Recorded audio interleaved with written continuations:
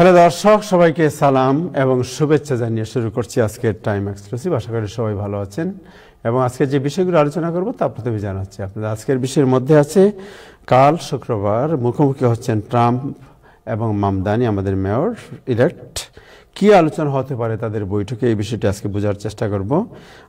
আমরা আলোচনা করব আইসের নামে নারীকে হয়রানির অভিযোগ, নিউ ইয়র্কে বাংলাদেশি এক পুলিশ কর্মকর্তাকে গ্রেফতার করা হয়েছে। এয়ারপোর্টে পাসপোর্ট বা রিয়েল আইডি ছাড়া গেলে $18 জরিমানার বিধান করেছে টিএসএ। এই হচ্ছে আজকের সাবজেক্ট। আজকে অতিথি যারা থাকবেন তাদের মধ্যে আছেন কাজী ফৌজিয়া, যিনি ড্রামের অর্গানাইজার। আমাদের সাথে যুক্ত হবেন জনাব সাংবাদিক আরিফুর রহমান এবং সাংবাদিক সালাউদ্দিন আহমেদ আর ইব্রাহিম চৌধুরী খোকন। শুরু করবো দিনের আপডেট জানাচ্ছেন নাজমুল হাসান। তার আগে যারা ফেসবুকে আছেন আশা করি অনুষ্ঠানটি শেয়ার করবেন। নাজমুল হাসান, যাচ্ছি আপনার কাছে।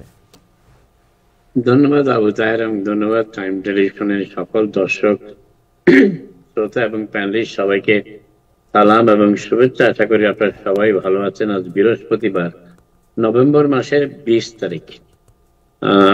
ইসরায়েল আবার আক্রমণ এনেছে গাজায় এবং এই পর্যন্ত সর্বশেষ খবর পাওয়া পর্যন্ত একদিনেই কমপক্ষে 32 জন প্যালেস্টাইনি নিহত হয়েছে।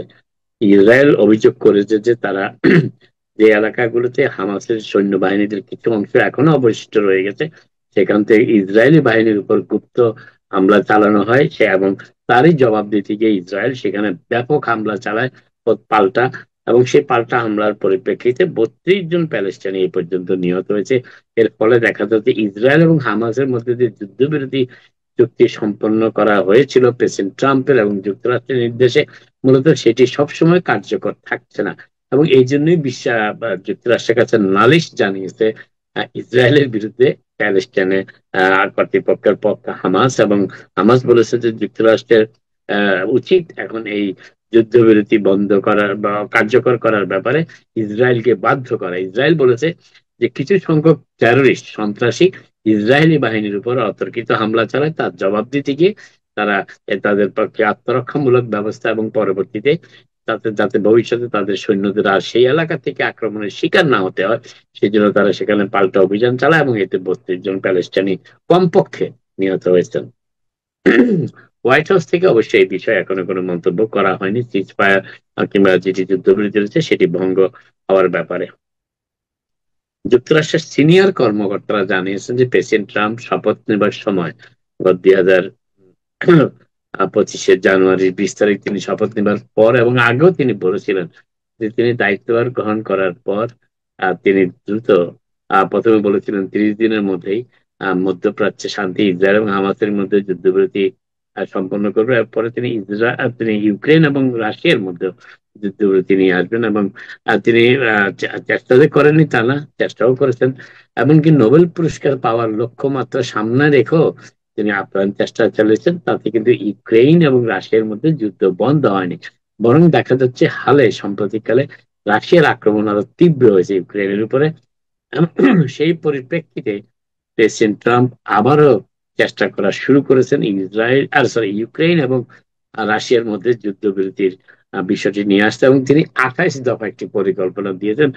যদিও ইউক্রেনের পক্ষ থেকে ইউক্রেন সরকারের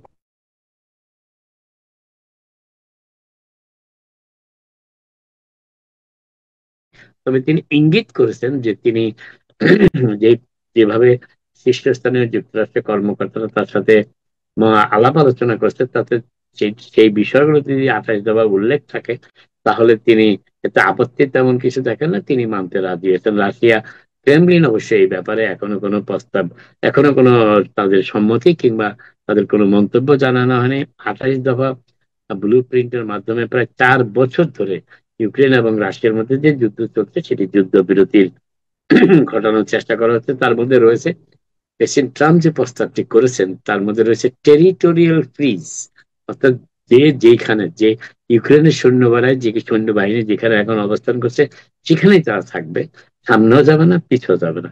রাশিয়ান সৈন্যবাহিনী যেখানে আছে সেখানেই থাকবে, সামনেও যাবে না পিছও যাবে না। এটিকে বলা হয় টেরিটোরিয়াল ফ্রিজ এবং এটি প্রেসিডেন্ট ট্রাম্পের প্রস্তাব। এবং আরেকটি হচ্ছে যে ইকোনমিক রিইন্টিগ্রেশন ফর মস্কো, অর্থাৎ আর্থিকভাবে মস্কোর বিরুদ্ধে যে অর্থনৈতিক চাপ সৃষ্টি করা হয়েছে অর্থনৈতিক নিষেধাজ্ঞা এমবার্গো জারির মাধ্যমে, সেটি প্রত্যাহার করে নেওয়া হবে। তাকে বলা হচ্ছে ইকোনমিক রিইন্টিগ্রেশন অফ মস্কো। এবং প্রেসিডেন্ট ট্রাম্প তারই প্রস্তাবে ইসরায়েল এবং হামাসের মধ্যে যুদ্ধবিরতির সময় একটি পিস কাউন্সিল গঠন করা হচ্ছে, পিস বাহিনী, ইন্টারন্যাশনাল পিস ফোর্স নামে, যেটির দায়িত্ব পালন করবেন হামাসে এবং ইসরায়েলের মধ্যে যুদ্ধবিরতি সম্পন্ন হওয়ার পর পিস কার্যক্রম শুরু করার সময় যে কাউন্সিল সেখানে দায়িত্ব পালন করবে, সেটি চেয়ারম্যানই থাকবেন, প্রধান থাকবেন, নির্বাহী প্রধান থাকবেন প্রেসিডেন্ট ট্রাম্প। এই ইউক্রেন এবং রাশিয়ার ব্যাপারেও যে পিস কাউন্সিল থাকবে, সেটিও প্রধান থাকবেন যুক্তরাষ্ট্রের প্রেসিডেন্ট ডোনাল্ড ট্রাম্প। তবে উনি প্রেসিডেন্ট ট্রাম্পের সেই পরিষদের প্রেসিডেন্ট, পিস কাউন্সিলের প্রেসিডেন্ট থাকার ব্যাপারে রাশিয়া এখনো কোনো মন্তব্য করেনি। তারা হাও বলেনি, নাও বলেনি। তবে প্রেসিডেন্টের যে 28 দফা প্রস্তাব ডোনাল্ড ট্রাম্পের, সেটি উল্লেখ রয়েছে যে তিনি যে পিস কাউন্সিল গঠিত হবে, শান্তি কমিটি আর কি, শান্তি কমিটিতে প্রধানের দায়িত্ব পালন করবেন প্রেসিডেন্ট ট্রাম্প। তবে তবে এখনো পর্যন্ত 28 দফা প্ল্যান, এই পরিকল্পনার ব্যাপারে কি অর্থাৎ ইউক্রেনের রাজধানী কিংবা রাশিয়ার রাজধানী মস্কো থেকে আনুষ্ঠানিক কোনো প্রতিক্রিয়া জানানো হয়নি। এবং এই পর্যন্ত যুদ্ধ বন্ধ করার ব্যাপারে এটি সর্বশেষ উদ্যোগ এবং এটি বিস্তারিত উদ্যোগ বলে বলা হচ্ছে। এবং যুক্তরাষ্ট্রের কর্মকর্তারা জানিয়েছেন যে তারা দীর্ঘ আলাপ আলোচনার পরিপ্রেক্ষিতে উভয় পক্ষের সাথে আলাপ আলোচনা করার পর পজিটিভ ফিডব্যাক, অর্থাৎ ইতিবাচক সাড়া পাওয়ার পরে তারা এই বিষয়টি পূর্ণাঙ্গ দাখিল প্রস্তাব আকারে নিয়ে এসেছেন। এবং এই ব্যাপারে ব্যাপক পরিশ্রম এবং ব্যাপক উদ্যোগ নিয়ে কাজ করেছেন। তিনি হচ্ছেন যে যুক্তরাষ্ট্রের secretary of the national security and defence, যিনি সেই হচ্ছেন রাষ্ট্রদূত উইটকফ, এবং রাশিয়ার পক্ষে সেটি হচ্ছেন ডিফেন্স কাউন্সিল রাস্টিম উমুরো। তারা দুজনের মধ্যে এই আনুষ্ঠানিকভাবে বিভিন্ন আলাপ আলোচনার পরিপ্রেক্ষিতে এই খসড়া 28 দফা পরিকল্পনাটি গ্রহণ করা হয়েছে। তবে এখন দুই পক্ষেরই অপেক্ষা থাকতে হচ্ছে যে দুই পক্ষ এই বিষয়ে নতুন করে কোনো প্রস্তাব উত্থাপন করে কিংবা যেভাবে আছে সেইভাবে মেনে নেয় কিনা। প্রেসিডেন্ট ট্রাম্প ফেডারেল বাহিনী ব্যবহার করে অবৈধ অভিবাসী যারা অবৈধভাবে অবস্থান করছেন এবং যারা বিভিন্ন ধরনের ক্রিমিনাল কর্মকাণ্ডের সাথে সম্পৃক্ত, শিকাগো এলাকায় তাদের নিবৃত্ত এবং তাদের গ্রেফতার করে যুক্তরাষ্ট্র থেকে ফেরত পাঠানোর ব্যাপারে ফেডারেল বাহিনী ব্যবহার করার যে উদ্যোগ নিয়েছিলেন, সেটি স্টেট অফ ইলিনয়ের আবেদনের পরিপ্রেক্ষিতে, আদালতে দ্বারস্থ হওয়ার পরিপ্রেক্ষিতে একজন ফেডারেল জাজ তিনি রায় দিয়েছিলেন যে ট্রাম্প প্রশাসনের উপরে তিনি এক ধরনের নিষেধাজ্ঞা জারি করেছিলেন। এবং সেই নিষেধাজ্ঞার মাধ্যমে প্রেসিডেন্ট ট্রাম্পের সেই অপারেশন, অর্থাৎ ইমিগ্রেশন কাস্টম এনফোর্সমেন্টের মাধ্যমে সেখানে অবৈধভাবে যারা অবস্থান করছেন সেই সমস্ত অভিবাসী এবং যারা ক্রিমিনাল কর্মকাণ্ডের সাথে সম্পৃক্ত রয়েছেন এবং সরকারের কাছে তথ্য রয়েছে, তাদেরকে গ্রেফতার করার যে অভিযান পরিচালনা করেছেন সেটি কিছুদিন বন্ধ ছিল সেই ফেডারেল বিচারকের নির্দেশে। এতে আপত্তি জানায় ট্রাম্প প্রশাসন এবং তারা ফেডারেল বিচারকের উপরের আদালত, যেটি ফেডারেল কোর্ট অফ অ্যাপিল, সেখানে আবেদন করে। এবং সেই কোর্ট অফ অ্যাপিলস এর 3 জন বিচারকের 2 জনই প্রেসিডেন্ট ট্রাম্প এবং তার প্রশাসনকে ইলিনয় শিকাগোতে অভিযান পরিচালনার ব্যাপারে যে নিষেধাজ্ঞা ফেডারেল আদালতে দায়ের করা হয়েছিল সেটি নাকচ করে দিচ্ছেন। অর্থাৎ কোর্ট অফ অ্যাপিলস এর সিদ্ধান্ত অনুযায়ী, কোর্ট অফ অ্যাপিলস এর সিদ্ধান্ত অনুযায়ী, কথা শোনা যাচ্ছে, কারো বা কথা শোনা যাচ্ছে, seven circuit court of appeals এর সিদ্ধান্ত অনুযায়ী প্রেসিডেন্ট ট্রাম্প এবং ট্রাম্প প্রশাসন এখন শিকাগোতে সামরিক অভিযান পরিচালনা করতে পারবে। এটি হচ্ছে কোর্ট অফ অ্যাপিলস এর রায়, যদিও ফেডারেল কোর্টের একজন বিচারক সেই আদেশের উপর নিষেধাজ্ঞা জারি করেছিলেন, সেটি নিষেধাজ্ঞাটি নাকচ করে দিয়েছেন অ্যাপিলস কোর্ট। আরেকটি বিষয় যেটি বলার চেষ্টা করেছে প্রেসিডেন্ট ট্রাম্প, বাজারের দ্রব্যমূল্যের ব্যাপারটি হোয়াইট হাউসকে উদ্বিগ্ন করে তুলেছে। এবং গত দিন কয়েক আগে আমরা জানিয়েছিলাম যে প্রেসিডেন্ট ট্রাম্প একতরফা ভাবে যে সমস্ত দ্রব্য সামগ্রী নিত্য প্রয়োজনীয় দ্রব্য সামগ্রী হিসাবে বিবেচিত হয় গ্রোসারি গুলোতে, সেগুলোর উপরে ট্যারিফ একেবারে কমিয়ে এনেছেন, প্রায় 40% কমিয়ে দিয়েছেন।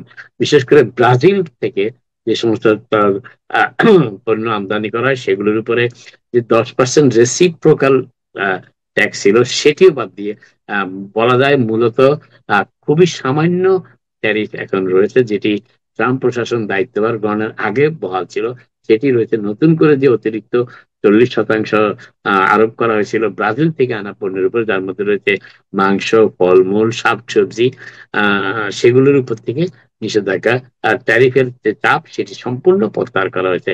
এবং ধারণা করা হচ্ছে যে দিন কয়েকের মধ্যে বাজারে বা গরুর মাংসের দাম কিছুটা কমে আসবে, তবে সেটি ধীরে ধীরে কমবে, আকস্মিক ভাবে হঠাৎ করে কমে যাবে না, কারণ আমদানি প্রক্রিয়াটাকেও কার্যকর করতে কিছুদিন সময় প্রয়োজন। তবে প্রেসিডেন্ট ট্রাম্প এবং হোয়াইট হাউস বুঝতে পেরেছেন যে মধ্যবর্তী নির্বাচনের আগে যদি দ্রব্য মূল্যের ব্যাপারে কোনো ব্যবস্থা, ইতিবাচক কোনো ব্যবস্থা গ্রহণ করা না যায়, তাহলে ভোটারদের মনে তীব্র নেতিবাচক প্রতিক্রিয়া হবে। এবং এর ফলে অত্যন্ত গুরুত্বপূর্ণ মিড টার্ম নির্বাচন, যেটি প্রেসিডেন্ট ট্রাম্পের প্রেসিডেন্সির পরবর্তী 2 বছরের জন্য অত্যন্ত গুরুত্বপূর্ণ, সেটি এখন সেটির উপর চাপ সৃষ্টি করেছে যুক্তরাষ্ট্রের সাধারণ মানুষ যে গ্রোসারি পণ্যগুলো ব্যবহার করে সেগুলোর মূল্য। এবং হোয়াইট হাউস সেই বিষয়টি টের পেয়েছে এবং সেই জন্য তারা ব্যবস্থা গ্রহণ শুরু করেছে। যদিও মেক্সিকোর এবং অন্যান্য সাউথ আমেরিকার দেশগুলো থেকে যে সমস্ত ফলমূল এবং শাকসবজি আমদানি করা হতো সেগুলোর উপরও ট্যাক্স অনেকটা কমিয়ে আনা হয়েছে, এবং তার কিছুটা প্রভাব গতকাল আমি আপনাদের জানিয়েছিলাম যে বাজারে পড়তে শুরু করেছে। আরেকটি বিষয় যেটি বলার চেষ্টা করছি সেটি সেটি সেটি হচ্ছে যে যে জোহরান মামদানি আগামীকাল শুক্রবার দুপুরে প্রেসিডেন্ট ট্রাম্পের সাথে দেখা করবেন। এটি গত একদিন আগে আমি আপনাদের জানিয়েছিলাম যে এই সপ্তাহের মধ্যেই তিনি দেখা করবেন, এবং শেষ পর্যন্ত প্রেসিডেন্ট ট্রাম্প সম্মত হয়েছেন জোহরান মামদানির সাথে সাক্ষাৎ করতে শুক্রবার। এবং এই বৈঠকটি কিন্তু জোহরান মামদানির আগ্রহে অনুষ্ঠিত হচ্ছে, এবং প্রেসিডেন্ট তাতে ইতিবাচক সাড়া দিয়েছেন। প্রেসিডেন্টের যে জোহরান মামদানি নির্বাচিত হওয়ার পর প্রেসিডেন্ট যে সমস্ত নেতিবাচক মন্তব্য করেছিলেন, আর সেগুলো থেকে কিছুটা দূরে তিনি রয়েছেন। অন্তত আগামীকাল এই বৈঠকের উপর অনেক কিছু নির্ভর করছে। নিউ ইয়র্ক সিটি প্রশাসন এবং ফেডারেল সরকার থেকে নিউ ইয়র্ক সিটির যে অ্যাফোর্ডেবিলিটি ইস্যু, যে কথাটি আজকে সাংবাদিকদের আবারও উল্লেখ করেছেন জোহরান মামদানি হোয়াইট হাউসে যাওয়ার প্রাক্কালে। তিনি হোয়াইট হাউসে যাওয়ার মূল উদ্দেশ্য হচ্ছে প্রেসিডেন্ট ট্রাম্পকে সম্মত করানো যে নিউ ইয়র্কবাসীর যে অ্যাফোর্ডেবিলিটি, যেটি শুধুমাত্র নিউ ইয়র্ক সিটির এখন সমস্যা নয়, যুক্তরাষ্ট্রের অনেক শহর, অনেক নগরের সমস্যা অ্যাফোর্ডেবিলিটি। এবং সেই অ্যাফোর্ডেবিলিটি সমস্যার সমাধানে প্রেসিডেন্ট ট্রাম্প এবং তার প্রশাসন নিউ ইয়র্ক সিটি প্রশাসনকে কি ধরনের সহযোগিতা হাত বাড়িয়ে দিতে পারে সেই বিষয়ে সম্যক ধারণা নেওয়ার জন্যই কিন্তু জোহরান মামদানি ওয়াশিংটনে যাচ্ছেন। ফটো সেশনের জন্য তিনি যাচ্ছেন না। এবং প্রেসিডেন্ট ট্রাম্পও আগ্রহ দেখিয়েছেন যে তারা একটি ওয়ার্কআউট করবেন, অর্থাৎ জোহরান মামদানির সাথে নিউ ইয়র্ক সিটির বিভিন্ন সমস্যা এবং মামদানির যে নির্বাচনী প্রতিশ্রুতি, একটি হচ্ছে অ্যাফোর্ডেবিলিটি, একটি হচ্ছে ইউনিভার্সাল চাইল্ড কেয়ার, এবং মূলত আরেকটি ফ্রি বাস, তিনটি মূলত সামনে চলে এসেছে। তবে ইউনিভার্সাল চাইল্ড কেয়ারের ব্যাপারে যথেষ্ট সাড়া পাওয়া যাচ্ছে, এবং নিউ ইয়র্ক সিটির ধনাঢ্য ব্যবসায়ীরা অনেকে জোহরান মামদানির এই ইউনিভার্সাল চাইল্ড কেয়ার প্রস্তাব থেকে সমর্থন প্রদান করতে শুরু করেছেন। প্রেসিডেন্ট ট্রাম্প এই ব্যাপারে কি ভূমিকা রাখেন সেটা হয়তো আমরা আগামীকাল জানবো। তবে সমগ্র যুক্তরাষ্ট্র এই প্রেসিডেন্ট ট্রাম্প এবং নিউ ইয়র্কের নবনির্বাচিত মেয়র, যাকে প্রেসিডেন্ট ট্রাম্প দিন কয়েক আগেও কমিউনিস্ট হিসেবেই আখ্যায়িত করেছিলেন, এবং কমিউনিস্ট জোহরান মামদানির নাম নেওয়ার আগে তিনি সবসময় বলতেন কমিউনিস্ট মামদানি, সেই কমিউনিস্ট মামদানির সাথে আগামীকাল বৈঠক করবেন ক্যাপিটালিস্ট ডোনাল্ড ট্রাম্প। এবং এই প্রথম যুক্তরাষ্ট্রে একজন যিনি প্রত্যক্ষ ভোটে নির্বাচিত, 1 মিলিয়নেরও বেশি ভোটে নিউ ইয়র্ক শহর থেকে, নগর থেকে নির্বাচিত যুক্তরাষ্ট্রের সবচেয়ে বড় নগরের মেয়র, তার সাথে প্রেসিডেন্ট ট্রাম্পের বৈঠক হচ্ছে বেশ ঢাকঢোল পিটিয়ে। সারা বিশ্ব এখন এই বৈঠকের দিকে অপেক্ষা করছে। এবং এই বৈঠকের আরো একটি রাজনৈতিক গুরুত্ব রয়েছে, সেটি হচ্ছে যে ডোনাল্ড ট্রাম্প এবং এই বৈঠকের মাধ্যমে ডেমোক্রেটিক পার্টির মধ্যে যে বিভাজনটি সৃষ্টি হয়েছে জোহরান মামদানি নির্বাচনকে কেন্দ্র করে, ডেমোক্রেটিক সোশ্যালিস্ট এবং মধ্যমপন্থী ডেমোক্রেটদের মধ্যে, সেই বিষয়ে প্রেসিডেন্ট ট্রাম্প কি ভূমিকা রাখতে চান, কিংবা আগামী মিড টার্ম নির্বাচনের জন্য ডেমোক্রেটদের বিভাজন রিপাবলিকানদের জন্য ফলদায়ক, সেই বিষয়ে প্রেসিডেন্ট ট্রাম্প কোনো পদক্ষেপ গ্রহণ করেন কিনা, কাজ করেন কিনা, সেটিও এই আগামীকালকের বৈঠকে উঠে আসতে পারে, সেটিও দেখা যাচ্ছে। তবে মূল বিষয় যেটি আমি বলি দুইজনের বডি ল্যাঙ্গুয়েজটাই খুব ইম্পর্টেন্ট। প্রেসিডেন্ট ট্রাম্প কিভাবে অভ্যর্থনা জানান জোহরান মামদানিকে, সেটিও দেখার বিষয়। সারা বিশ্বের ক্যামেরা এখন তাক করে আছে আগামীকাল দুপুরে হোয়াইট হাউস থেকে। যাই হোক, এই বিষয়ে আমরা আগামীকাল আরো আপনাদের বিস্তারিত জানাতে পারবো। তো আরেকটি বিষয় যেটি বলার চেষ্টা করছি সেটি হচ্ছে যে জোহরান মামদানি আজকে এই প্রথম যুক্তরাষ্ট্রের মেইন স্ট্রিম রাজনীতিতে ভূমিকা রাখার উদ্যোগটি গ্রহণ করেছেন মনে হচ্ছে। তার কারণ আপনারা জানেন, দিন কয়েক আগে একজন সোশ্যালিস্ট ডেমোক্র্যাট, তার নাম হচ্ছে ব্রুকলিনের সিওসি, তিনি সোশ্যালিস্ট ডেমোক্রেট হিসেবে পরিচিত, তিনি ঘোষণা দিয়েছিলেন যে তিনি যুক্তরাষ্ট্র কংগ্রেসে সংখ্যালঘিষ্ঠ দলের নেতা হেকিম জেফরিসকে প্রাইমারিতে চ্যালেঞ্জ করবেন। আজকে জোহরান মামদানি হেকিম জেফরিসের পক্ষে কথা বলেছেন এবং তিনি বলেছেন যে যদিও সোশ্যালিস্ট ডেমোক্রেট সিওসি, কিন্তু সোশ্যালিস্ট ডেমোক্রেটদের এখনো সব ডেমোক্রেট নেতাকে চ্যালেঞ্জ করার সময় আসেনি। এবং তিনি অনুরোধ করেছেন যে মেইন স্ট্রিম ডেমোক্রেট সাপোর্ট, অর্থাৎ ডেমোক্রেটিক পার্টির যে মূল অংশটি রয়েছে তার সমর্থন জোহরান মামদানির প্রয়োজন নিউ ইয়র্ক সিটির দায়িত্ব পালনকালে মেয়রের, এবং সেই সমর্থন পাওয়ার জন্য যে যে বিষয়টি তার কাছে সবচেয়ে উল্লেখযোগ্য সেটি হচ্ছে যারা মেইন স্ট্রিম ডেমোক্রেট নেতা রয়েছেন তাদেরকে সোশ্যালিস্ট ডেমোক্রেটদের মাধ্যমে প্রাইমারিতে চ্যালেঞ্জ না করা। এবং সেই জন্যই জোহরান মামদানি সিওসি কে অনুরোধ করেছেন তিনি তো হেকিম জেফরিসকে চ্যালেঞ্জ না করেন। শেষ করার আগে একটি দুঃখজনক সংবাদ জানিয়ে বলে রাখি, সেটি হচ্ছে যে মিশিগানের ডিয়ারবন শহরে গত মঙ্গলবার বিকেলে একজনের কট্টর খ্রিস্টানপন্থী লোকজন হঠাৎ করে সিটি হলের সামনে বিক্ষোভ সমাবেশের আয়োজন করে এবং কোরআন শরীফ হাতে নিয়ে তারা সেখানে শুয়োরের মাংসের যে বেকন থাকে সেই বেকন মিশানোর চেষ্টা করে। এবং কেউ কেউ কিছু কিছু রিপোর্টে এও এসেছে তারা কোরআনে আগুন দেওয়ার চেষ্টাও করেছিল, কিন্তু সেটি হয়তো সক্ষম হয়নি। দ্রুত সেখানকার অধিবাসীদের একটা বড় অংশই মুসলমান, তারা রাস্তায় নেমে পড়ে এবং সেই খ্রিস্টানপন্থীদের তারা প্রতিহত করতে সক্ষম হয়। হালকা দাঙ্গাও বেঁধে যায়, কিন্তু পুলিশি হস্তক্ষেপে পরিস্থিতি শান্ত হয়ে আসে। কারো হতাহতের খবরও দেওয়া হয়নি, এখনো কেউ গ্রেপ্তার হয়েছে কিনা সেটিও জানা যায়নি। তবে দাঙ্গাটি বেশ কয়েক ঘন্টা বা প্রায় ঘন্টা খানিকের মতো স্থায়ী ছিল। পুলিশের হস্তক্ষেপে সেটি শেষ পর্যন্ত শান্ত হয় পরিস্থিতি সেখানে। তবে এখনো কিছুটা উত্তেজনা বিরাজ করছে।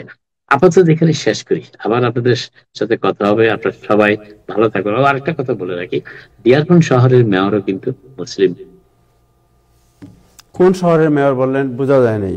ডিয়ারবন শহর, হ্যাঁ, ডিয়ারবন শহরের মেয়র মুসলিম। সো এনি আইডিয়া এবছর যে ইলেকশন হলো, এই সদ্য সমাপ্ত যে ইলেকশনে হাউ মেনি মুসলিমস? 64 আমি শুনেছি। 64 মুসলিম প্রতিদ্বন্দ্বী বিভিন্ন নির্বাচনে বিজয়ী হয়েছে।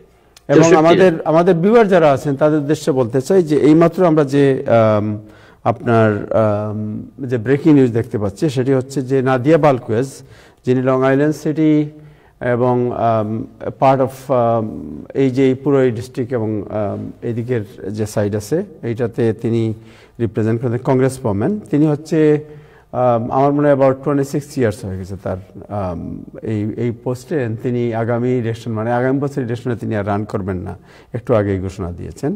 So it's another opportunity for newcomers. জি, আপনার কথা শুনতে পাচ্ছি না। কি নাম যিনি Nadia Velasquez? Nadia Velasquez, right, আমাদের কংগ্রেস যিনি আমাদের এই এলাকার।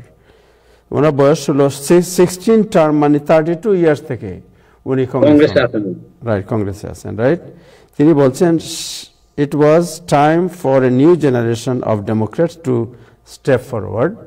এটা একটু আগে breaking news. Representative Nadia Velasquez, a Democrat stabilizer who was the first Puerto Rican woman elected to Congress, said on Thursday that she would not seek re-election in 2026 at the completion of her 16th term. So this is also a big news. যে 32 বছরের পুরনো Congress woman, আমাদের long island city Astoria এলাকার উনি Congress woman. ওনার থেকে আরো বেশি ছিলেন বলতে আমাদের চার্লস র্যাঙ্গেল। Right, right. না, তখনকার দিনে তো এটা হতো, বাট এখন তো দেখছেন যে বেশি দিন ইয়ে করা যায় না, অনেক নতুন, যেমন আমাদের আরো অনেককেই চ্যালেঞ্জ করছে নতুনরা। So this is also a big, she was A one of the pillar, Democratic পার্টির পিলারের মতো তিনি ছিলেন। এবং অলওয়েজ শি ওয়ার্ক ফর, আপনি জানেন যে ওয়ার্কিং ক্লাস পিপল, ইমিগ্রেন্ট। এই গত ট্রাম্প ক্ষমতায় আসার পরে যখন ইমিগ্রেন্টদের বিরুদ্ধে যে ক্রুসেড ডিক্লেয়ার করেছিলেন, তার বিরুদ্ধে তিনি অনেকগুলো মিটিং অর্গানাইজ করেছেন, এবং আমি বিভিন্ন মিটিংয়ে নিজে উপস্থিত ছিলাম। সো উইশ আর অল দ্য বেস্ট আমাদের পক্ষ থেকে। Thank you. আচ্ছা, সো আপনার এই যেটা আমরা আলোচনায় যাচ্ছিলাম যে কালকে যে মিটিং হবে, সেই মিটিংয়ে কি আলোচনা হতে পারে বলে আপনার মনে হয়? জোহরান মামদানি যে বলেছেন তিনি অ্যাফোর্ডেবিলিটি ইস্যুতে আলোচনা করবেন, এবং যেটি আমার কাছে দুই ধরনের জিনিস মনে হচ্ছে। একটা হচ্ছে যে অ্যাফোর্ডেবিলিটি এখানে গিভ এন্ড টেক হতে পারে। অ্যাফোর্ডেবিলিটির ব্যাপারে ডোনাল্ড ট্রাম্পের সহযোগিতা পাওয়া যাবে, কারণ এটা তারও শহর। কিন্তু ডোনাল্ড ট্রাম্প যে বিষয়ে চাপ দিবেন সেটি হচ্ছে আইসের অভিযান।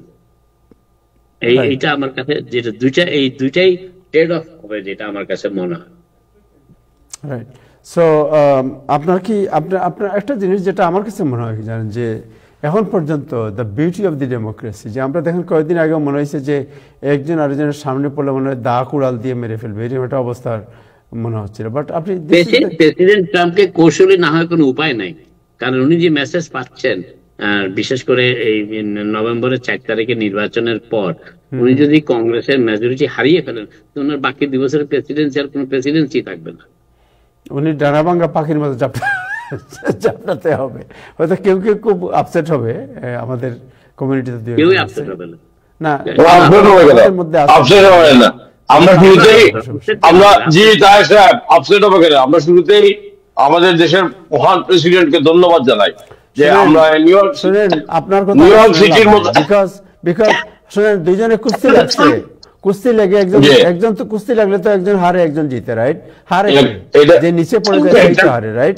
এটা কুস্তির ব্যাপার না, তাই না, আমি শেষ করে সো যখন নিচে পড়ে গেছে যে কুস্তি লেগে, রাইট, সে নিচে পড়ে উপরের জনকে জোর করে চেপে ধরে বলতেছে আর লাগবে কিনা বল, রাইট? গেছে কিন্তু একটা প্রেসিডেন্টের সাথে একটা সিটির মেয়রের কোনো কুস্তির লড়াই না। এটা আমরা একটা ভালো বার্তা দিতে চাই, তাহলে একটা ভালো বার্তা দিতে চাই। এরিক অ্যাডাম ওনার পুরো 4 বছরে প্রেসিডেন্ট বাইডেনের সাথে দেখা করতে পারেনি, বহু চেষ্টা করছেন। আর এখন কি আপনার উনি তো এখন ইলেক্টেড হয়েছে, কিন্তু শপথই নেন। এর আগে উনি কি বেড়া ভেঙে হোয়াইট হাউসে গিয়ে ঢুকে যাচ্ছে? তো তাকে যখন প্রেসিডেন্ট সম্মান দিয়ে নিয়ে যাচ্ছে, এটাকে আমরা ছোট করে বা নেগেটিভ বলতে দেখব না, এটা নেগেটিভ বলতে দেখব না।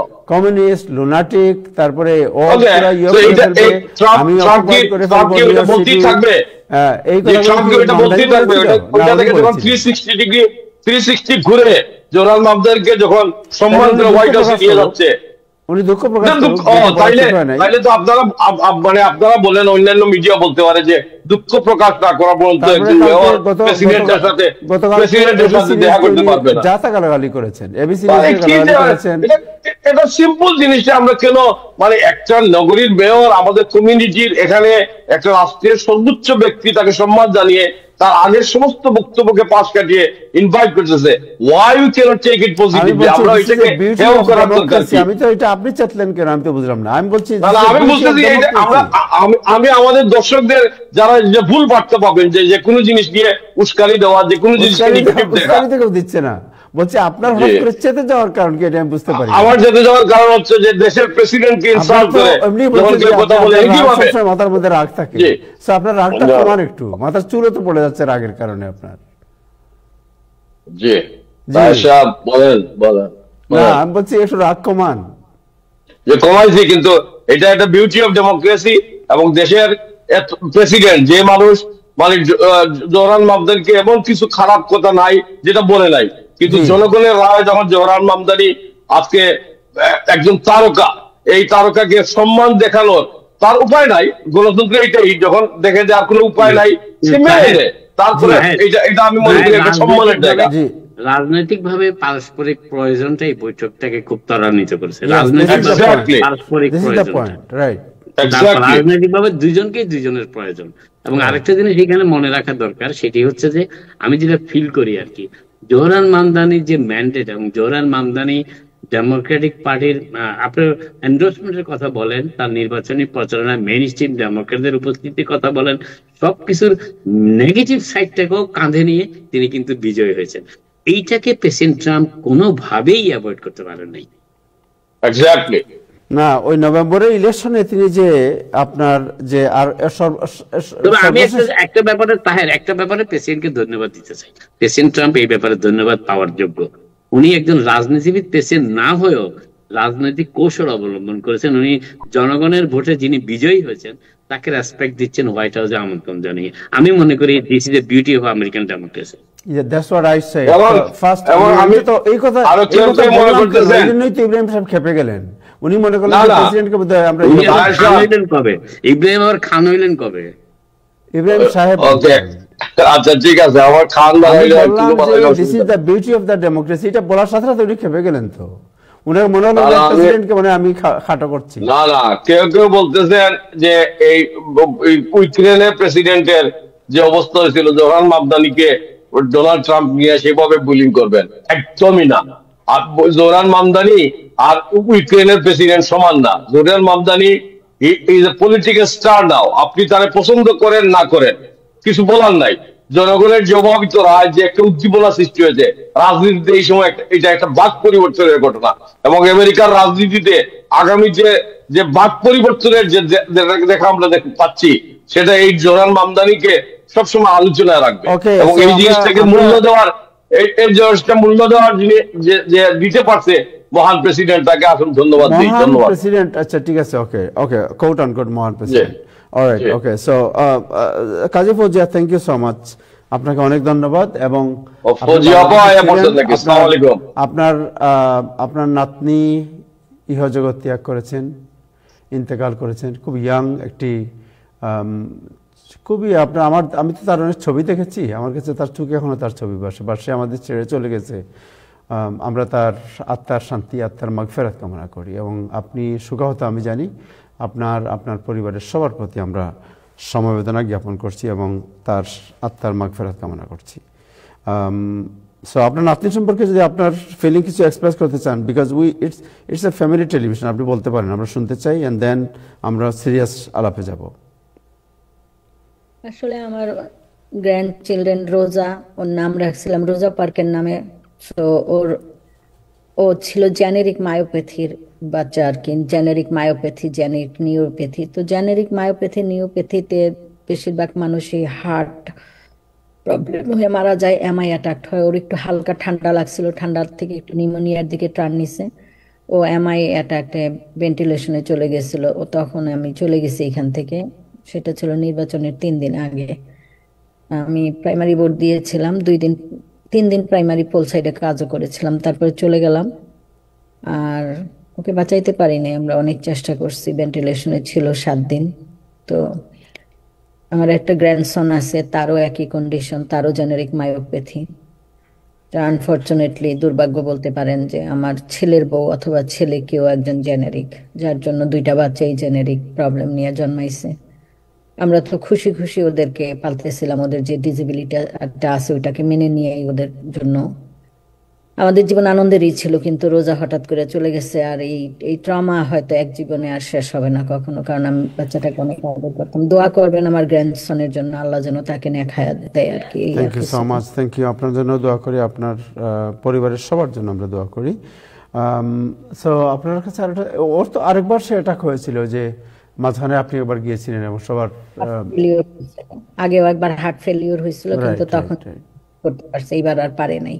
Right, sorry to hear all this news. But আপনার কাছে জানতে চাই যে আপনার অবর্তমানেই নিউ ইয়র্ক সিটি ইলেকশন হয়েছে এবং আপনি যার জন্য দিনে রাতে খেটেছিলেন, আপনি যেদিন প্রাইমারি ইলেকশনের দিন আমার মনে আছে, আপনি গরমে অতিষ্ঠ হয়ে বলেছিলেন কেউ আছেন নাকি একটা ফ্যান অথবা একটা ফ্যান দেওয়ার জন্য, বোধহয় সম্ভবত, যে গরমে আপনি একদম অস্থির হয়ে মানে একদম অজ্ঞান হওয়ার মতো অবস্থা ছিল।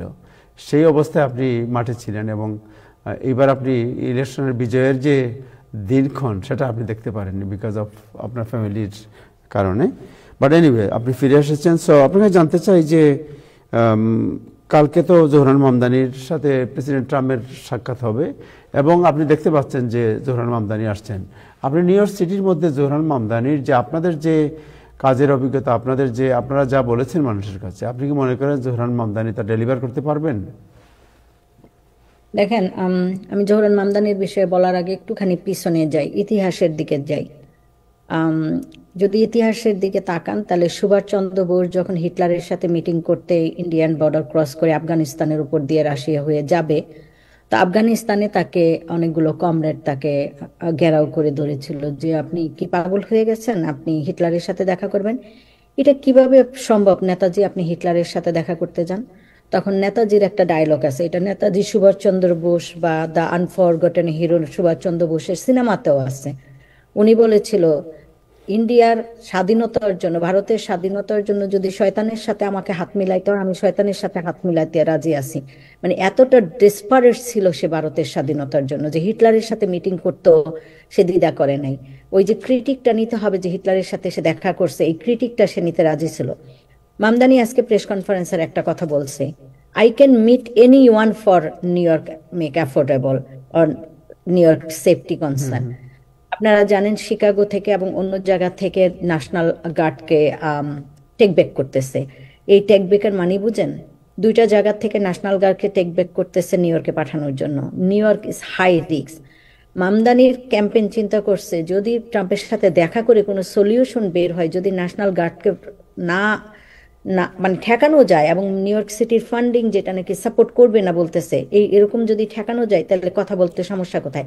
আর একটা দেশের ইলেক্টেড প্রেসিডেন্ট আর ইলেক্টেড মেয়রকে তো একসাথে কাজ করতে হবে, তারা একে অপরকে পছন্দ করুক আর না করুক। আজকে আমি দেখলাম প্রেস কনফারেন্সে বলছে আমার ভোটার আর তার ভোটার সেম না, বাট বোথ আমরা ইলেক্টেড। বোথ কিন্তু জনগণ তাদেরকে ভোট দিয়ে পাশ করাইছে তাদের নিজস্ব পারপাসকে সার্ভ করার জন্য।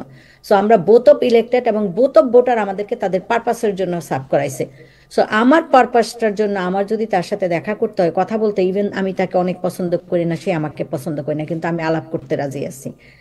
মামদানি যদি নিউ ইয়র্কের সেফটি কনসার্ন চিন্তা করে, ফান্ডিং কনসার্ন চিন্তা করে ট্রাম্পের সাথে দেখা করার পর বেটার সলিউশন নিয়ে আসতে পারে, আমরা তো এটাতে হ্যাপি হওয়া উচিত। আমরা জানি জেলেনস্কিকে নিয়ে আমাদের তিক্ত অভিজ্ঞতা আছে, কিন্তু মনে রাখতে হবে জেলেনস্কি আরেকটা দেশের প্রেসিডেন্ট আর মামদানি আমেরিকার মেয়র। বোথ ভোটার তাদেরকে ভোট দিচ্ছে। আমেরিকান ভোটার ট্রাম্পকে ইলেক্ট করাইছে, আমেরিকান ভোটার মামদানিকে ইলেক্ট করাইছে। সো বোথ আমেরিকার ইনসাইড ম্যাটার। সো আমার মনে হয় না জেলেনস্কির অভিজ্ঞতা আমাদেরকে এখানে পাইতে হবে, কিন্তু ডর একটা থেকে যায়। বিকজ ট্রাম্পের ব্যাপারটা, ইব্রাহিম ভাই যাই বলুক, ট্রাম্প হলো একটা জিনিস যার কোনো সাস্টেন ক্যারেক্টার নাই, মানে ভেরি ফ্লাকচুয়েট করে ওনার পার্সোনালিটি। সো সেই ফ্লাকচুয়েট পার্সোনালিটি থেকে উনি কালকে কি করবে আমরা জানি না, কিন্তু আমরা ওই যে একটা কথা বলে না, হোপ ফর দ্য বেস্ট, আমরা হোপ করতেছি এখন বেস্টের জন্য। মামদানির পার্সোনালিটি স্ট্রং, তার ব্যবহারের মাধুর্যতা আছে, সে কৌশলী এবং সে কারিশমাটিক। সে যদি ট্রাম্পকে কনভিন্স করতে পারে, আর কনভিন্স করে যদি নাকি আমাদের জন্য বেটার কিছু করতে পারে, এই শহরকে রক্ষা করতে পারে, আমরা তাতে রাজি আছি। আরো একটা জিনিস আমাদের মাথায় রাখতে হবে, দুনিয়াতে ট্রাম্পের সবচেয়ে বেশি প্রপার্টি বোধহয় নিউ ইয়র্কে, আর ওগুলা কিন্তু রক্ষা করে আমাদেরই পুলিশ, আমাদের শহর। সুতরাং ট্রাম্প এই ক্ষেত্রে আমি মনে করি সাবধানী থাকবে। আর ট্রাম্প ব্যক্তি প্রেসিডেন্ট হিসাবে ট্রাম্প কেমন, ব্যক্তি হিসাবে কেমন, সবচেয়ে বড় বিজনেসম্যান হিসাবে কেমন, বিজনেসম্যান হিসাবে ট্রাম্প বোধহয় একটা সাকসেস বিজনেসম্যান, যার কারণে সে হয়তো তার স্বার্থও চিন্তা করবে। সো আমরা আমরা আশাবাদী। আমরা চাই মামদানি ট্রাম্পের মিটিং থেকে ন্যাশনাল গার্ডকে ঠেকাই দেখ, আমরা চাই মামদানি সেই মিটিং থেকে ফান্ডিং নিশ্চয়তা নিয়ে আসুক। আমার ওপিনিয়ন এইটাই। আমি যখন কালকে এসে শুনলাম যে সে ট্রাম্পের সাথে দেখা করতে যাচ্ছে, ইমিডিয়েটলি আমি জানতে শুরু করলাম কেন যাচ্ছে, কে করছে এই মিটিং এর অ্যারেঞ্জমেন্ট। যেটা জানলাম মামদানির ক্যাম্পেইনই স্বপ্রণোদিত হয়ে এই মিটিং এর তারিখ ঠিক করছে, কারণ তারা এই শহরকে বাঁচাইতে চায়। Thank you so much, thank you. আপনার কাছে বিষয়টি জানলাম। আপনি আরেকটি খবর জানেন যে নিদিয়া বালাস্কুয়ে, যিনি প্রায় 32 ইয়ার্স কংগ্রেস মেম্বার ছিলেন, তিনি সিদ্ধান্ত নিয়েছেন তিনি আর রান করবেন না। সো আমার মনে হয় যে আপনাদের কাজ বেড়ে যাচ্ছে আগামী বছর, কারণ এই সিটেতে আবার একটা বড় ধরনের ইলেকশন হবে। কংগ্রেসের নতুন কারা কারা ইলেকশন করবেন এটা এখন নিশ্চিত না, but there will be big আপনার fight and big campaign for this seat. জি, আমরা খবরটা পাইছি, আপনারা জানেন ভালো পলিটিশিয়ানদের মধ্যে নিদিয়া বালাস্কেস একজন কে গোনা, যিনি কিনা ভালো ভালো পলিটিশিয়ান ছিলেন। সো 2-4 জন অলরেডি বলা বলি করতেছে তারা রান করবে, অফিসিয়ালি কেউ এখনো অ্যানাউন্সমেন্ট করে নাই। এর মধ্যে কে কে আছেন নাম শুনতে পারি একটু? বলা বলির মধ্যে আপনারা চিনেন ক্রিস্টিনা গঞ্জালেসকে। আচ্ছা। সো এরকম বলা বলি হচ্ছে। State senator. হ্যাঁ, তো বলা বলির মধ্যে অনেকেই আছে এটা একটা ফাঁকা জায়গা হবে, এই ফাঁকা জায়গায় যোগ্য প্রার্থী লাগবে। আপনারা জানেন জেসিকা গঞ্জালেস রোহা জেসিকা রামোসকে বিট করবে, সুতরাং জেসিকা গঞ্জালেস রোহার অ্যাসেম্বলি সিট খালি হইতে যাচ্ছে। আপনারা জানেন জোহরান মামদানি মেয়র রান করবে, যার জন্য ওনার সিট খালি হইতে যাচ্ছে। সেইখানে মেরি জোবাইদা এবং ডিয়ানা মোরালেস ক্যান্ডিডেট। সো এই শহরটাতে প্রচুর পরিবর্তন হইতে যাচ্ছে। এই পরিবর্তনের মধ্যে আমাদের ভোটারদেরকে সিদ্ধান্ত নিতে হবে যে আমাদের জন্য রাইট ক্যান্ডিডেন্সি কে। আমাদেরকে এই শহরকে শুধু মেয়র দিলে হবে না, আমাদেরকে এই শহরকে ভালো সিটি কাউন্সিল দিতে হবে, অ্যাসেম্বলি দিতে হবে, স্টেট দিতে হবে, গভর্নর পর্যন্ত দিতে হবে। এবং আবার যখন ফেডারেল সিটগুলা খালি হয় সেগুলো আমাদেরকে চিন্তা করতে হবে। আমাদের কে বায়াস হইলে চলবে না, আমাদেরকে যোগ্য ক্যান্ডিডেটের পিছনে দাঁড়াইতে হবে। কথা চিন্তা করে আমাদেরকে খুবই সাবধানী হতে হবে এই সিটের জন্য, কারণ উনি অনেক যোগ্য একজন কংগ্রেসম্যান ছিলেন। এই খারাপের বাজারে উনি ছিলেন একজন ভালো। কারণ আপনি জানেন ম্যাং আমাদের সাথে পুরোপুরি বিট্রে করছে এই জেনোসাইড ইস্যুতে, সিনেটর সুমার আমাদেরকে স্লিপ করছে জেনোসাইড ইস্যুতে, হাকিম জাফরি আমাদেরকে স্লিপ করছে জেনোসাইড ইস্যুতে। তো এই নিদিয়া ভালাস্কেসের মতন খুব কম গোনা জানা কংগ্রেসম্যান ছিল। এই সিটটা খালি হওয়া আমাদের জন্য ভালো খবর না, আর সিটটাতে যোগ্য লোক আনাও আমাদের দায়িত্ব। সো এই শহরের অনেক পরিবর্তন এই বছর আসছে। Thank you so much, thank you Kazi Fauzi, আপনাকে অনেক ধন্যবাদ। ইব্রাহিম শরীফ খান, আপনার কাছে আসতেছি একটু পরে, আমরা একটু জেনে নিই আর ব্রেকিং নিউজ আছে। প্রথমে যেই আরিফুর রহমান আপনার কাছে যাই, যে বাংলাদেশি একজন পুলিশ কর্মকর্তাকে গ্রেফতার করা হয়েছে বিকজ উনি একজন যুবতীকে তার কবজায় আনার চেষ্টা করছিলেন, তার সাথে বোধহয় খুব সম্ভবত কোনো একটা ইমোশনাল অ্যাফেয়ার্সে জড়ানোর চেষ্টা হচ্ছিলেন। মেয়েটি অস্বীকার করেছিল এবং পরে তিনি তাকে আইসের বই দেখাচ্ছিলেন, যার পরে তাকে গ্রেফতার করা হয়েছে। হোয়াট ইজ দ্য নিউজ, কি হয়েছিল আপনার? জি, আমরা শুনতে পাচ্ছি না, আপনি একটু আনমিউট করুন আপনার সাউন্ড প্লিজ।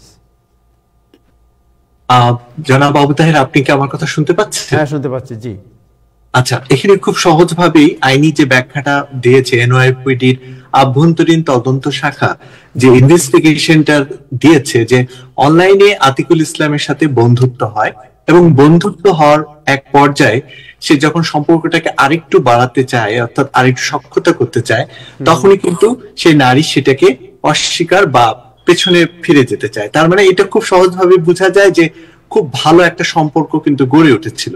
এবং আতিকুল ইসলামের বিরুদ্ধে যেটা অভিযোগ, যে আইস পরিচয় দিয়ে একটা ভিন্ন নাম দিয়ে এনওয়াইপিডির অফিসার হওয়া সত্ত্বেও সে একটা ভিন্ন নাম দিয়েছে এবং ওই মহিলার কাছ থেকে প্রত্যাখ্যাত হওয়ার পরেই সে কিন্তু হয়রানি করেছে।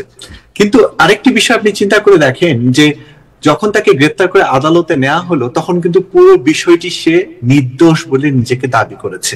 এখানে কিন্তু অনেকগুলো বিষয় এখন চলে আসে। যদি এখানে খুব সহজভাবে যুক্তরাষ্ট্রের আইন অনুযায়ী যদি সে অপরাধ প্রমাণিত হয়, 3 বছরের জেল হয়ে যাবে। যদিও এরই মধ্যে এনওয়াইপিডি তার অস্ত্র নিয়ে নিয়েছে এবং সাময়িকভাবে তাকে বরখাস্ত করেছে। তো বিভিন্ন গণমাধ্যমে যেটা এসেছে এবং ওখান থেকে আদালত প্রাঙ্গণ থেকে বের হয়ে আসার পর আতিকুল ইসলামের আইনজীবী কিংবা আতিকুল ইসলাম কোনো মাধ্যমেই কিন্তু গণমাধ্যমের সাথে কোনো কথা তারা বলেননি।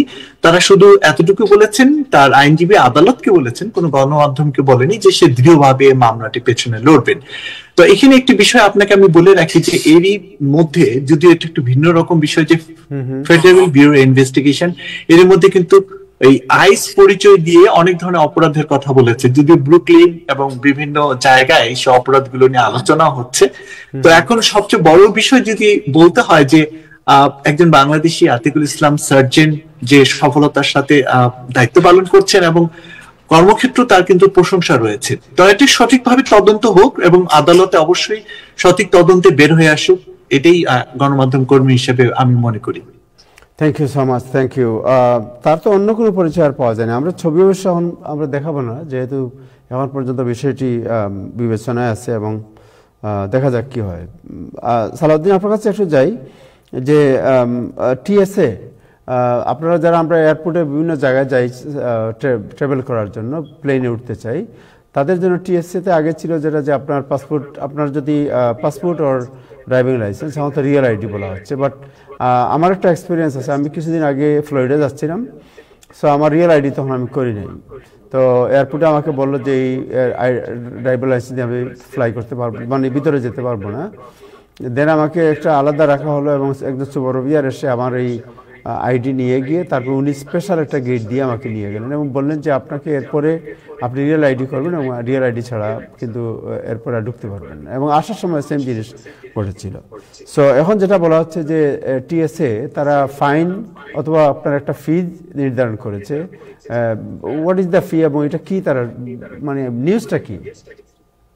থ্যাংক ইউ তাহের ভাই, আপনি যথার্থ বলছিলেন যে হ্যাঁ $18 জরিমানার একটা ব্যবস্থা করা হয়েছে। $18 আমরা জানি ট্রান্সপোর্টেশন মানে $18 বলছেন, $1800 টিএসএ বলা হয়, যারা নিরাপত্তার দায়িত্বে থাকেন বিশেষ করে এয়ারপোর্টগুলোতে। সেখানে বলা হচ্ছে যে যদি কোনো যাত্রীর কাছে যদি রিয়েল আইডি বা পাসপোর্ট বা ভ্যালিড আইডি যদি না থাকে তাহলে তাকে $18 তারা জরিমানা করবে।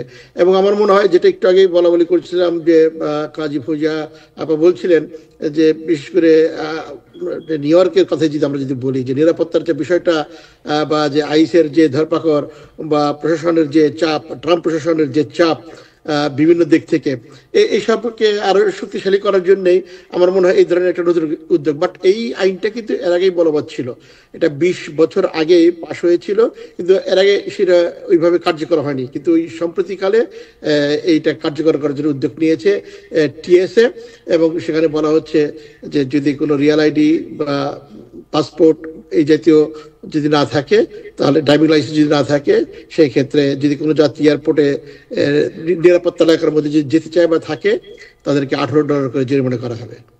$18 জরিমানা করা হবে, বাট আপনার তো একটা আইডি থাকতে হবে। হ্যাঁ, আইডি যদি ভ্যালিড না হয়, সে আবার পুরনো আপনার ড্রাইভিং লাইসেন্স যে এখনো ভ্যালিড আছে, কিন্তু ড্রাইভিং লাইসেন্স যদি পুরনো ড্রাইভিং লাইসেন্স থাকে অথবা এমন কোনো আইডি যেটা মানে অ্যাপ্রোপ্রিয়েট না, দেন আপনাকে হয়তো যেতে দেওয়া হবে, কিন্তু আপনাকে $18 জরিমানা দিতে হবে। রাইট, এটাই তো, বা ফি, জরিমানা বা ফি, হোয়াট এভার।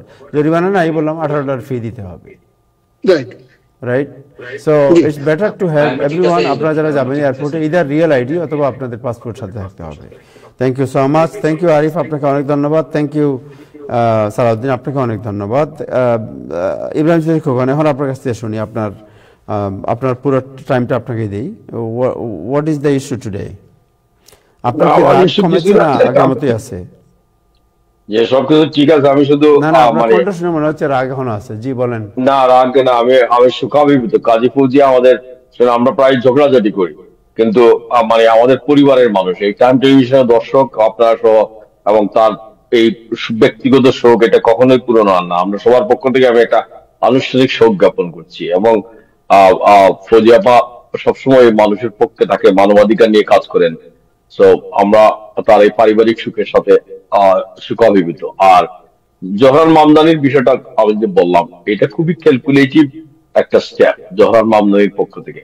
আমি তো ডোনাল্ড ট্রাম্প যদি তাকে ইনভাইট করতেন, তখন বলা হয়তো যে ডোনাল্ড ট্রাম্পকে তিনি ডেকেছেন। এটা খুবই, এবং এটা নেলসন ম্যান্ডেলার একটা উক্তি আছে, আপনি আপনার শত্রুর সাথে মোকাবিলা কিভাবে করবেন রাজনীতিতে, তার সাথে কাজ শুরু করেন, আপনার শত্রু আপনার পার্টনার শুরু হয়ে যাবে। আর যেমন এমন একটা আমি আপনার সাথে চেষ্টা করি তাবুতা এসব, কিন্তু আমি প্রায় বিফল, মানে ব্যর্থ হই। কিন্তু জহরান মামদানি এই মানবাধিকার নেতা নেলসন ম্যান্ডেলাকে অনুসরণ করে এটা পদক্ষেপ নিয়েছেন। কালকে যদি ফৌজিয়াপার যে আশঙ্কা, যখন ডোনাল্ড ট্রাম্প যদি বৈরী আচরণও করবেন, সেই ক্ষেত্রেও জহরান মামদানি জয়ী হবেন। এবং ভালো হলে তো জয়ী, tomorrow is a day of Zohran Mamdani. সেখানে ট্রাম্পের পাওয়ার আছে, জহরান মামদানির হারানোর কিছু নাই। এবং ফৌজিয়াপার ঠিকই বলেছেন, ডোনাল্ড ট্রাম্প শুধুমাত্র প্রেসিডেন্টই না, তিনি একজন ব্যবসায়ী সুচতুর মানুষ। নিউ ইয়র্কের মেয়র তার জন্য খুবই গুরুত্বপূর্ণ, এবং এই নিউ ইয়র্কের মেয়রের সাথে যতটা সম্ভব রাজনৈতিক সম্পর্ক বজায় রেখেই তিনি চলতে চাইবেন। তিনি তো মানে আপনার সাবেক বন্ধু, আপনারা তো পড়ে গেলে আর বন্ধু স্বীকার করেন না, এরিক অ্যাডাম। জি, মানে এরিক অ্যাডামের কথা আমি তো অসুবিধা বলতেছি না, আমি বলতেছি যে স্বীকার করতেছি না যে he was not my friend, he was my friend, এই যে individual he was my friend.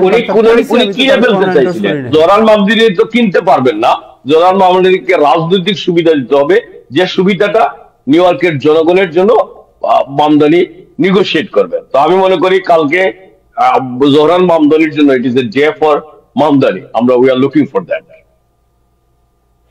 Alright, okay. So আপনাদের আরো খবর আছে আপনার নিজেরই এগুলো সব। যুক্তরাষ্ট্রের ডানপন্থীরা কেন ভারতীয়দের আক্রমণ করছে, আজকে প্রথম আলোতে একটা নিউজ আছে, এই বিষয়ে আজকে জানতে চাচ্ছিলাম, বাট এটা নিয়ে আজকে আলোচনা করো না, বিকজ আপনার আজকে মনে হচ্ছে আপনার ট্রাম্পের সমালোচনা করে আপনার মেজাজ খুব গরম হয়ে আছে। সো বাংলাদেশে তো তেমন কিছু নাই আজকে, রাইট? বাংলাদেশের তো নাই এমন কোনো দিন নাই, বাংলাদেশে প্রতিদিন কিছু না কিছু বাংলাদেশে তো প্রতিদিন কিছু না কিছু আছে। প্রতিদিন করে বাংলাদেশে সূর্য ওঠে, মানুষ প্রত্যাশা করে যে বাংলাদেশ একটা শান্তির জলপথ। আচ্ছা, এই শান্তির একটা প্রশ্ন পক্ষে আপনাকে করি যে স্টেট ডিপার্টমেন্টের সামনে আওয়ামী লীগ গত পরশুদিন বোধহয় সম্ভবত গিয়েছিল বিক্ষোভ করার জন্য সাবেক প্রধানমন্ত্রীর তার যে ফাঁসির আদেশ হয়েছে এর প্রতিবাদে, এবং সেখানে তিনি বক্তব্য রেখেছেন এবং তিনি বলছেন যে আমি তো কোনো দোষ করি নাই, কি এটা পরিকল্পিতভাবে মেটিকুলাস ডিজাইনে আমাকে ফাঁসির আদেশ দেওয়া হয়েছে। সো উনি কোনো দোষ করেন নাই এখনও বলছেন, এবং উনি বলছেন যে 1400 লোক মারা গেছে, এটা সম্পূর্ণ মানে উনি অস্বীকার করেছেন এটা। উনি বলছেন যে হ্যাঁ, কেউ বলছে 1400, কোন সময় বলা হচ্ছে 500, কোন সময় 600, এখন পর্যন্ত তারা নির্দিষ্ট কিছু বলতে পারেনি। বাট মানুষ যে মারা গেছে এটা তো অস্বীকার করার কোনো পথ নেই। What is the message? ওনারা কি মেসেজ দিচ্ছেন? আফসোস লাগে এখানে, এই যে মেটিকুলাস ডিজাইন এই শব্দটা, এটা উনাদের নিজস্ব না। এটা ডক্টর ইউনূস সাহেব এখানে এসে বলছিল যে ওকে একজন মেটিকুলাস ডিজাইন করছে, এইটা দাগ নিয়ে উনারা এই গত 1 বছর ধরে বলতেছে। উনাদের রাজনীতিটা কি? আর দূর স্বীকার করেছে। আপনি কি কোনো খুনি এরশাদ, মানে আমি ওই ডাকাত খুনি এরশাদ 1400 লোক খুন করে, সে কি কোনোদিন কেউ অপরাধ স্বীকার করছে নাকি যে আমি স্বীকার করছি? এটা রাজনীতিমুক্ত। আরেকটা প্রশ্ন হচ্ছে যে শেখ হাসিনা আজকে দেশ ত্যাগ করার, পালিয়ে যাওয়ার অথবা ক্ষমতাচ্যুত হওয়ার যেভাবে উনারা নিজেদের বর্ণনা করেন, সেই অনুযায়ী এটা আজকে এই বছরের বেশি উনি কেন সরাসরি কোনো ইন্টারভিউতে আসে নাই কোনো মিডিয়ার সাথে। আপনি দেখবেন হয় ফোনে আলাপ করেছে, অথবা বিবিসি অথবা অমুকের কাছে ইমেইলে ইন্টারভিউ দিচ্ছে। এইটার অর্থটা কি? আমি এই জিনিসটা বুঝি না। উনি একটা রাজনৈতিক নেতা, উনি দুষ করে বা করে নাই, she has to face that। উনি দাঁড়াইয়ে বলবে যে আমি খুন করি নাই, করেছি। এই দাঁড়াইয়ে বলা, এটা 1.5 বছরে উনি একটা ইন্টারভিউ দিল না সরাসরি।